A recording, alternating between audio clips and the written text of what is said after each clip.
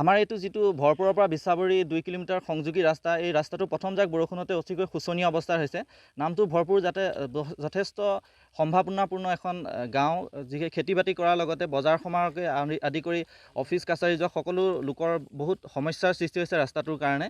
ইয়াৰ লগতে স্কুলীয়া ল'ৰা ছোৱালী যিবোৰ যায় তেওঁলোকে স্কুলৰ সময়মতে পাবগৈ নোৱাৰে। তাৰ কাৰণে কিছুমান সৰু ল'ৰা ছোৱালী যিবোৰ স্কুললৈ যোৱাৰ সময়, পঢ়া শুনাৰ সময়, তেওঁলোকে স্কুলেই এৰি দিবলগীয়া হৈছে ৰাস্তাটোৰ কাৰণে।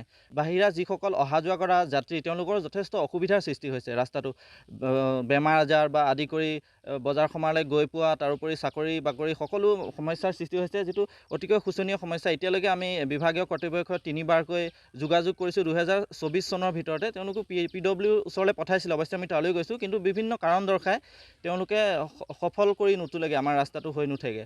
হয়, আমাৰ যদি ইয়াত যেতিয়া বেমাৰ আজাৰ হয় সেই সময়ত নিবৰ কাৰণে বিশেষ একোৱেই নাথাকে, ঘৰতে পৰি থকাৰ বাহিৰে ব্যৱস্থা নাথাকে। তাৰোপৰি অত্যন্ত বেছি হৈ গ'লে তেওঁলোকক কোলাত উঠাই বা তেনেকৈ দাঙি নিবলগীয়া হয় বা ভাৰ পাতি নিবলগীয়া হয়, তেনেকুৱা সমস্যা হৈছে।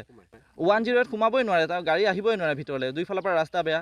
সেইকাৰণে অতিকৈ শোচনীয় অৱস্থা। আজি এই সময় 2024 চনত কোনোবা এখন গাঁৱত এনেকুৱা অৱস্থা আছে বুলি মই নাভাবোঁ।